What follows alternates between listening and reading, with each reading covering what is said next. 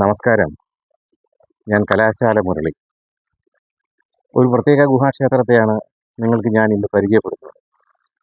തിരുവല്ലായ്ക്കടുത്ത് തൃക്കവിയൂർ മഹാദേവ ക്ഷേത്രത്തിനടുത്ത് പാണ്ഡവന്മാരുടെ കാലത്ത് നിർമ്മിച്ച ഒരു ഗുഹാക്ഷേത്രമുണ്ട്. ശിവപ്രതിഷ്ഠയാണ് ഇവിടെയുള്ളത്. ഏതാണ്ട് 18-ാം നൂറ്റാണ്ടിൽ നിർമ്മിച്ചിരുന്നതാണ് എന്നാണ് ഇവിടുത്തെ രേഖകളിൽ കാണുന്നത്. പല്ലവ രാജാക്കന്മാരുടെ കാലത്താണ് നിർമ്മിച്ചതെന്നും പല രേഖകളിലും കാണുന്നുണ്ട്.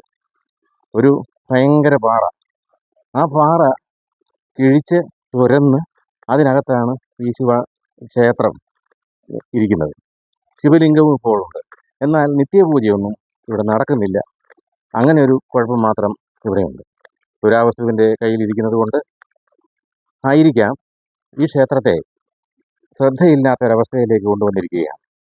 കൂടുതൽ പബ്ലിസിറ്റിയൊക്കെ കൊടുത്തിരുന്നു എന്ന് വരികിൽ കൂടുതൽ ഭക്തരെയും ചരിത്ര അന്വേഷകന്മാരായ വിദ്യാർത്ഥികളെയും ഒക്കെ ഈ ക്ഷേത്രത്തിലേക്ക് ആകർഷിക്കാൻ പറ്റും.